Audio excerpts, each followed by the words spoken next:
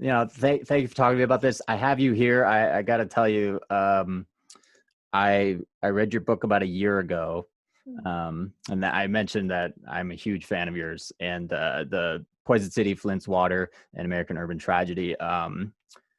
If you're okay with talking about it for a minute, because I feel like a Sure. lot of I mean, people don't know. I'm flattered. I do. I know people don't generally think that somebody who would write one thing would also write the other thing, but I contain multitudes. Yeah, exactly. So, Yeah. I mean, what I was telling my brother-in-law that I was speaking to you today, and because I told him to check out your book, and it's when this was all happening, it was such an important book because I kept hearing a lot of people say like, well, just replace the pipes. Like, what are we doing here? Like, don't take it from the Detroit River. Like, stop that. But it's so much deeper than that. It's the history of city planning. It's how that was approached by the city in general. And those secondary issues of like the obvious racial issues, segregated housing. White people live here, African Americans live elsewhere.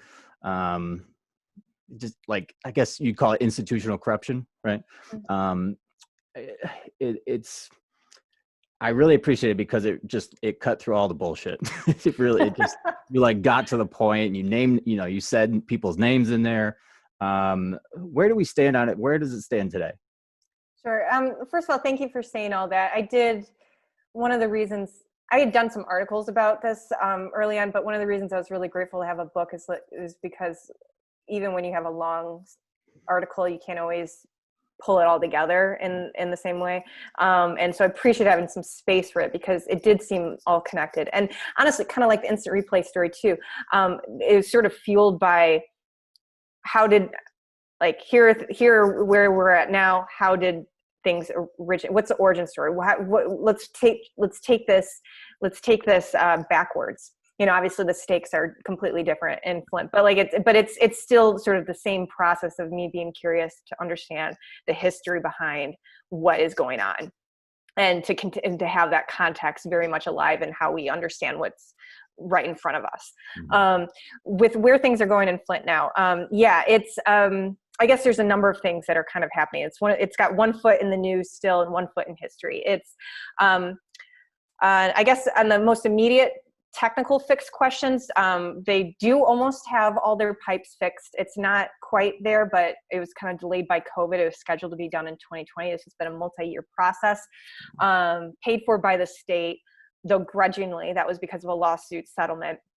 But that should be done pretty soon, which is good. There's a new state law in Michigan that gives a mandate to all communities to get rid of pipes made out of one of our world's best known neurotoxins for drinking water over the next 20 years. That's good. And it also has stronger than federal standards for water quality that are in place now. Also good. Could be better, but some steps in the right direction. And there's also been, it's not finalized yet, but there's this class action settlement that has been proposed, at least, that it has provides some remedies for folks who were harmed by all that happened here. So those are all things that are kind of in one column I'd put there. But there's also a lot of undone things. And I think a lot of the responses to this situation haven't, kind of like you were saying before, like haven't fully engaged with the larger contextual systemic processes. So for example, the emergency manager law that led to the city of Flint not having local democratic control throughout the entirety of all these decisions. That's still on the books. That's still, despite, people from both parties on high levels acknowledging that was a contributor to this crisis, it is unchanged. It's still on the books. There's the longer term health questions. We don't know totally how these kids are going to be affected. We still have to wait for them to grow up and see the sort of individual toll and the city toll of the loss in property value, and health concerns, and a number of things that are really uncalculable, but are still playing out in many ways. They're still very much a lived experience. There has been zero criminal accountability. There were a number of charges. All of them have been dropped. The new attorney general, like, it says that they're still working on it. They're just going to putting the cases to do better in a way that'll stick. Maybe they are. We don't really know anything that's happening with that right now. At this point, not a single person has been legally held accountable for any choices they made that caused or prolonged this purely man-made crisis. And that is one very big issue that is making it difficult for people to feel like the quote unquote Flint water crisis is over. Yeah. And, I think you recently wrote something about just about climate change affecting, erosion and hurting those pipes eventually. And if we can't even get everyone to agree that climate change is real, that is just a hurdle in and of itself. I think you wrote something, I think in Detroit, in Crane Business recently. Your homework, man. Like, I read it all. I read it all. And you said something that I think encompasses my biggest frustration with government in the state of Michigan. You literally said it right at the beginning. And when it comes to cities, Michigan learns its lesson the hard way. And that was your quote. When it comes to cities, Michigan learns. Is it fair to say we're reactive instead of proactive? Oh yes. And it's tiresome. It is so tiresome. I mean, because whether you're experiencing the worst of it yourself or just watching it cyclically play out against fellow human beings who don't deserve, I mean, like, what's so frustrating is that, like, so much of this stuff is it's just so predictable. I mean, you can just look at the patterns. You can look at you can be like, there's some cause and effect relationship with not investing in infrastructure and having it start crumbling, and then also having more water that we're dealing with because of changing climate patterns. Midland. I mean, it doesn't, you don't have to be an expert in this stuff to, like, see what the outcome is if you just keep delaying it. Right. And it's so frustrating that we just keep waiting till the worst case scenario happens before we do anything about it. I mean, the dams collapsing in Midland, that had been on the radar since the 90s, that these were, like, not equipped to handle like major water events. Like, there were all kinds of red flags with them. And we just waited until they fall apart and just drown, like, all these communities before why are we doing this? Like, why do we do this to ourselves? I think it's deeply unhealthy. It's actively harmful, and it's just tiresome. And so I like to think that, like, we are going to get to a point where we've just had enough. We can take we take preventive action because it's the reasonable and sensible thing to do. That this could even be a thing that brings people with different kinds of politics and viewpoints together, because there is some basic necessities at play when we're talking about infrastructure, when we're talking about water, when we're talking about, like, the basic needs that cities are supposed to meet of safety and well-being. I like to think that at some point that we can be brought together around that. But it's hard, man, especially when we're talking about infrastructure that people don't engage with every day. I mean, even our roads, literally, you'll not find a person who thinks that they're in good shape. Right. We all know that they're bad. We all know it's costing us money on our cars, and if we're lucky, that's all. we're not getting in car accidents or whatever, which also probably happens because of road conditions. But we can't even agree on a solution to improving our roads. Right. And that's something that everybody is bothered by and everybody agrees needs help.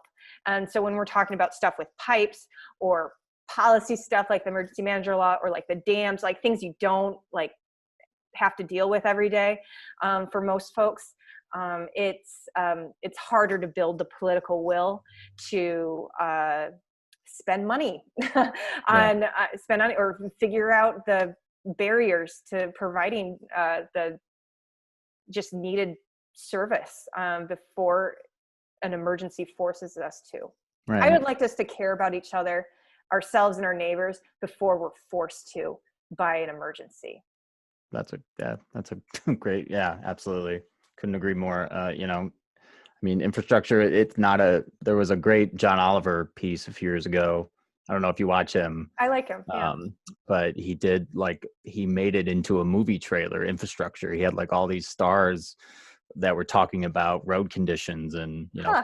bridges, and he made it into like a movie, like something like he brought together the Avengers, to bring attention to infrastructure, because it isn't sexy. It's not, no Yeah. one no one thinks about the fact that if roads go down, you can't get emergency medicine to certain areas, and just things that just frustrate me beyond. If it's working well, it's our privilege to take it for granted, and I think that's one of the things that Flint was a wake-up call for people really around the nation, to who maybe hadn't been thinking about, who maybe had taken drinking water quality for granted and didn't really think about, like, one good thing that happened out of the story is a lot of communities well outside the state were investing in their replacing their pipes and making some improvements with their water policy stuff that they never would have done otherwise.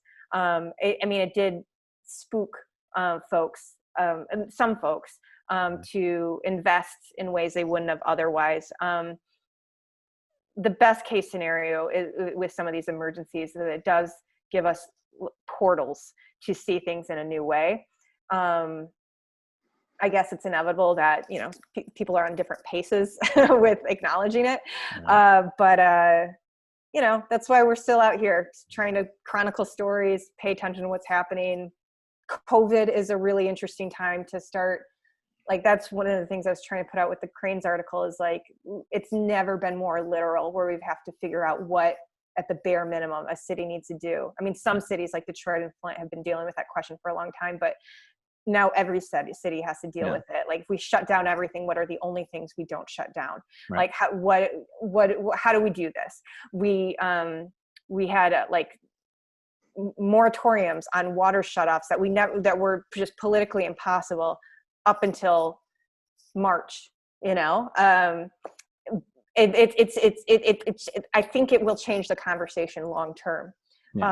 Because about what's possible and what's necessary and what's a priority, when, God willing, we all get back to regular life. No doubt about it. And I live in Oak Park, and Ferndale's right next door to us too. I know the test kits went out, or if you want one, you could have one to test your water. And anyone that I've heard of, or that I know, that tested positive for lead in their water and with their pipes, got it fixed within 24 to 48 hours. So, they're reacting to it quickly, at least here. Do you ever plan on doing any kind of follow-up in terms of a book, or? I'm sure I'll write another book. I don't know exactly what it is yet. I'm trying to do. Always left to be told, yeah. I'm trying to, I've been doing, I'm trying to just trust that I'm ready to have a larger project. I kind of miss having a big project, but I'm sort of trying to trust that the individual articles that I'm working on, I'll recognize the larger story when I see it. I have, honestly, infrastructure, I'm kind of well into that world now. I would love to do something else that looks at this in a new way. There's maybe some broader national context about, what would make it. Infrastructure has just gotten so interesting to me because it just makes everything so literal. Like, who is in your community? Right. You can trace it out by where the roads go and the pipes go. Who's included and who's not included. It just makes these core questions of what the common good is so literal. And so I think it's just a really interesting place to tell stories. So that's kind of where my mind is a little bit now. Honestly, I love sports too, just because it's fun. But also it gets at some of those larger questions as well about common good and the shape of a community, and how do we handle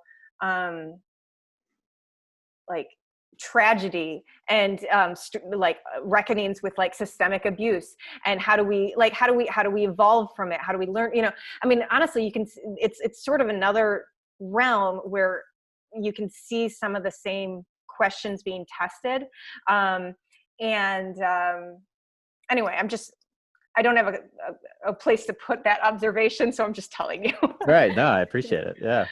I mean, no, this has been amazing. I really appreciate your time, and like I said, I'm a huge fan, so this has been an honor to talk to you.